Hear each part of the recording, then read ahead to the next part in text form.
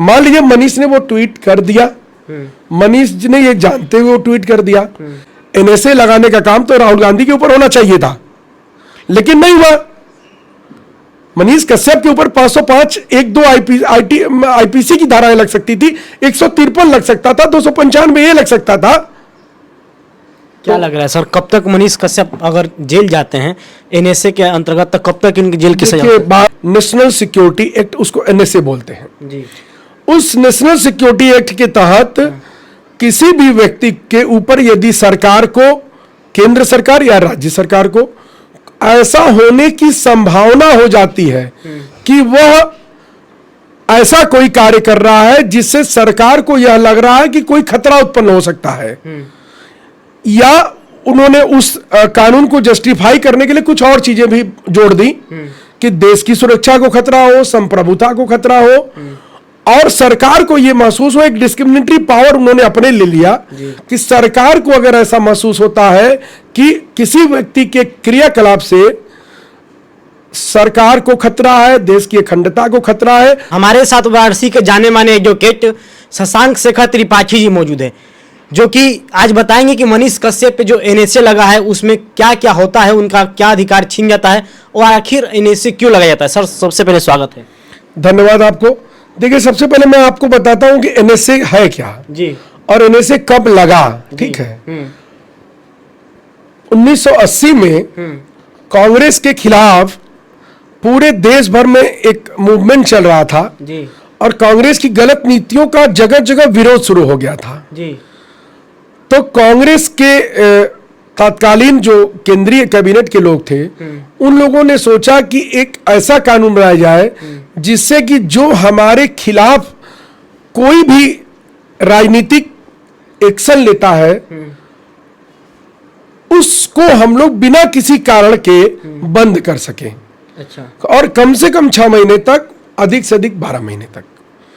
तो कांग्रेस की सरकार ने 1980 में एक राष्ट्रीय सुरक्षा कानून बनाया, नेशनल सिक्योरिटी एक्ट, उसको एनएसए बोलते हैं जी।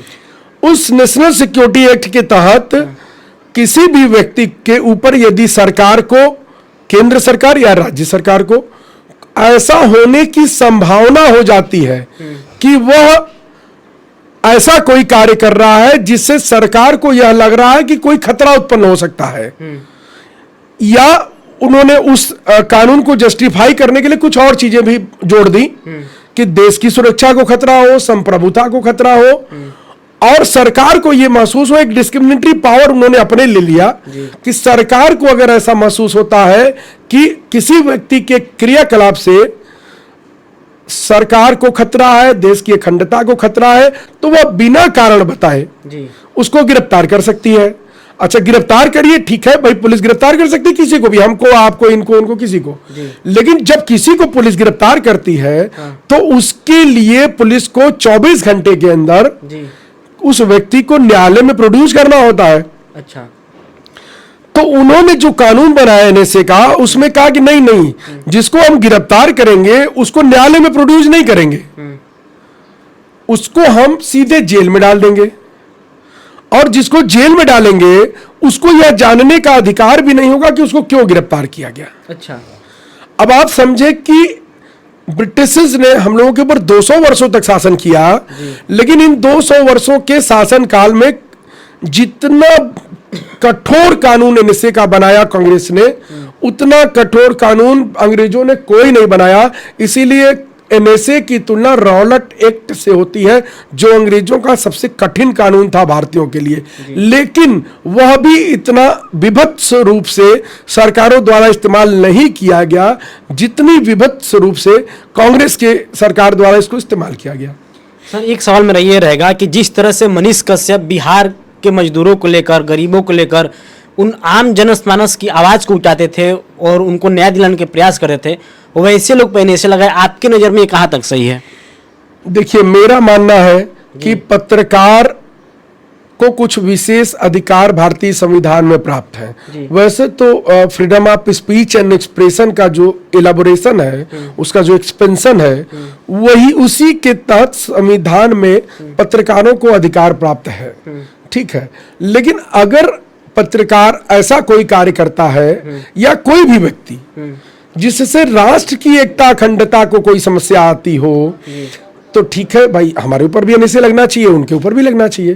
परंतु सामान्य तौर पर एक कोई विषय था, ट्वीट वगैरह का तो शायद विषय था जी, और किसी मजदूर की समस्या का विषय था तमिलनाडु के। हाँ, तो बहुत बार होता क्या है कि पत्रकार को इनपुट से सूचनाएं मिलती हैं, उन इनपुट की सूचनाओं में कई बार गलत सूचनाएं मिल जाती हैं, कई बार कई सूचनाएं मिलती हैं। बिल्कुल। तो उस सूचना के विस्तार पर पत्रकार के ऊपर एनएसए नहीं लगना चाहिए। और उसके अलावा 505 जो आईपीसी की धारा 1 और 2 है, आईटी एक्ट है, और 295 है, और 153 भी है, वो धाराएं लगाई जा सकती हैं। 66 आईटी एक्ट लगाया जा सकता है, जिससे कम से कम कॉन्स्टिट्यूशनली उनको राइट तो हो। अगर कोई गलती, मान लीजिए अपराध, मैंने कहा अपराध मान लीजिए कर दिया, अच्छा, मान लीजिए मनीष ने वो ट्वीट कर दिया, मनीष जी ने ये जानते हुए वो ट्वीट कर दिया, या आपने कोई ट्वीट कर दिया, या मैंने कोई ट्वीट कर दिया। जी। अभी राहुल गांधी ने एक ट्वीट किया कि देश की एकता और अखंडता को खतरा है। जी, राहुल गांधी ने ब्रिटेन में बोला कि भारत के प्रधानमंत्री मुसलमानों और सिखों को दोयम दर्जे का नागरिक मानते हैं। अच्छा, और उसी के बाद भारत में खालिस्तान आंदोलन जोर पकड़ता है। उसी के बाद भारत के काउंसलेट पर हमले होते हैं, जर्मनी में, ब्रिटेन में, अमेरिका में। जी, वो कहते हैं कि आरएसएस की तुलना वो मुस्लिम ब्रदरहुड नामक संगठन से करते हैं। वो कहते हैं कि भारत के प्रधानमंत्री भारत के सिखों को और मुसलमानों को दोयम दर्जे का नागरिक समझते हैं। राहुल गांधी कहते हैं कि भारत में अल्पसंख्यकों पर, भारत में आदिवासियों पर, भारत में दलितों पर हमले हो रहे हैं। तो राहुल गांधी अगर कहते हैं कि भारत में अल्पसंख्यकों पर हमले हो रहे हैं, ठीक है, आपकी बात अगर मान लेते हैं, तो 40 करोड़ अल्पसंख्यक है इस देश में, जैन, सिख, बौद्ध, मुसलमान और जरथुस्त्र और वो यहूदी, ये अल्पसंख्यक है। 40 करोड़ अल्पसंख्यक हो गए। 30 करोड़ इस देश में आबादी वो है आदिवासी है, और लगभग 30 करोड़ दलित है। तो 4, 3, 7, 2, 9, मतलब 90 करोड़ लोगों पर इस देश में हमले हो रहे हैं। तो हमला कर कौन रहा है? जो लोग आदिवासी नहीं है वही ना हमले कर रहे हैं, जो मुसलमान, जो अल्पसंख्यक नहीं ना वही ना लोग हमले कर रहे हैं, जो दलित नहीं है वही लोग ना हमले कर रहे हैं। तो क्या आप जाति, धर्म, क्षेत्र, संप्रदाय के आधार पर क्लैश नहीं कर रहे हैं? इस देश को विभाजित करने का प्रयास नहीं कर रहे हैं? मैंने तो पूछा राहुल गांधी के ऊपर, मैंने इस विषय में मुकदमा भी किया है कि उनके ऊपर एनएसए की धाराएं लगनी चाहिए, उनकी संविधान की, उनकी सदस्यता जानी चाहिए लोकसभा की, क्योंकि उन्होंने अनकॉन्स्टिट्यूशनल वर्ड्स बोले हैं जो भारत के संविधान के खिलाफ है, भारत के संविधान की धज्जियां उड़ाते हैं। वो भारत के संविधान की शपथ लेकर के सांसद हैं और भारत की संविधान की धज्जियां उड़ाते हैं।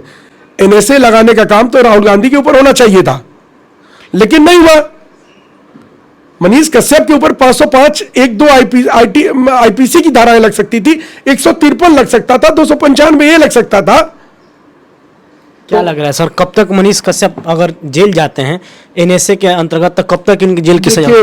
बाद में, चूंकि जब कांग्रेस ने यह अनकॉन्स्टिट्यूशनल कानून बनाया, तो बाद में उच्चतम न्यायालय ने कई बिंदुओं पर विचार करते हुए पर यह कहा कि भाई ठीक है, यह कानून है। जैसे उन्होंने एक वक्फ बोर्ड एक्ट बना दिया, उन्होंने एक वक्फ बोर्ड एक्ट बना दिया। अब उस वक्फ बोर्ड एक्ट में अगर कोई अल्पसंख्यक समुदाय का व्यक्ति कह देता है कि यह संपादक साहब की जमीन मेरी है, तो उसको यह साबित करने की जरूरत नहीं है कि वक्फ बोर्ड की कैसे है। संपादक साहब आपको बताना पड़ेगा कि यह जमीन आपकी क्यों, कैसे है, और उनकी क्यों नहीं है, यह आपको बताना है। उन्होंने प्लेसेस ऑफ वर्शिप एक्ट लगा दिया। जब भारत 1947 में आजाद हुआ, तो आजादी के बाद में कोई सभ्यता अपने अपने धार्मिक चिन्ह को, अपने अपने संप्रभुता के चिन्ह को, अपने रिलीजियस चिन्हों को खोजेगी। तो उन्होंने कहा 1947 के पहले के बाद जो है धार्मिक उसमें बदलाव नहीं होगा। उसमें उन्होंने हिंदुओं के सारे मंदिरों को प्रभावित कर दिया कि जो मस्जिद बना दिए गए तोड़ करके मुगलों द्वारा उसको कर दिया। तो कांग्रेस ने जितने भी कानून इस तरह के पास किए, वो सब अपने हित में किए, भारत के हिंदुओं को दबाने के लिए किए और अपने राजनीतिक विरोधियों को सताने के लिए किए। एक सवाल यहाँ पे ये भी उठता है कि क्या ऐसे कानून के ऊपर शोध नहीं होना चाहिए सर?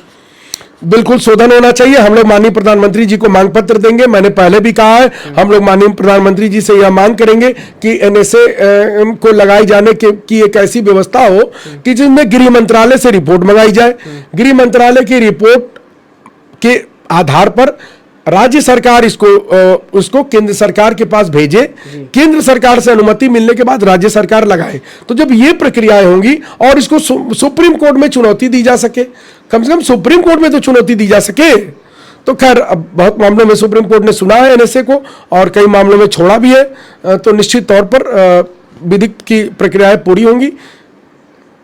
मनीष कश्यप की मां लगातार रो रही है और अपने बेटे के न्याय के लिए मांग कर रही है। मनीष कश्यप का मामला सुप्रीम कोर्ट में विचाराधीन है, मैं उसको देख रहा था। मनीष कश्यप को मुझे लगता है सुप्रीम कोर्ट से न्याय मिलेगा। न्याय मिलेगा। जितने भी उनके समर्थक लोग हैं, कोई आंदोलन करने के लिए बोल रहा है, कोई कुछ कर, उनके लिए क्या मैसेज रहेगा? देखिए मेरा ये है कि आंदोलन से कुछ होना नहीं है। आप सब लोग तैयारी करके एकमत होकर के सुप्रीम कोर्ट में पैरवी करिए और केंद्र सरकार से मांग करिए, केंद्र सरकार को मांग पत्र दीजिए कि केंद्र सरकार उस कानून में कुछ ऐसे संशोधन करे कि उसको गृह मंत्रालय की रिपोर्ट के बिना एनएसए न लग सके, उसको सुप्रीम हाई कोर्ट और सुप्रीम कोर्टों में चैलेंज किया जा सके और केंद्र सरकार की सहमति के बिना न लगे। और उसकी जो है समीक्षा, इस समय कितने लोग देश में एनएसए पर बंद हैं, इसकी 3-3 महीने पर समीक्षा होती रहनी चाहिए।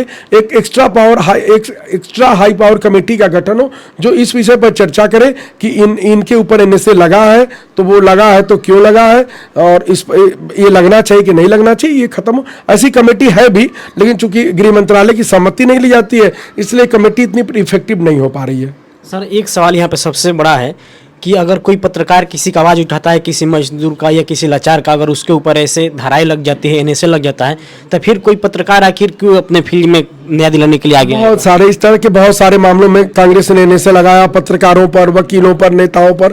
तो वो कांग्रेस ने इसीलिए बनाया ही था कि अपने राजनीतिक विरोधियों को दबाया जा सके। जी, तो देख सकते हैं कि यही वकील जी थे जिन्होंने बताया कि मनीष कश्यप के ऊपर जो एनएसए लगा है वो क्यों लगा है और इसमें क्या क्या सजाएं होती है।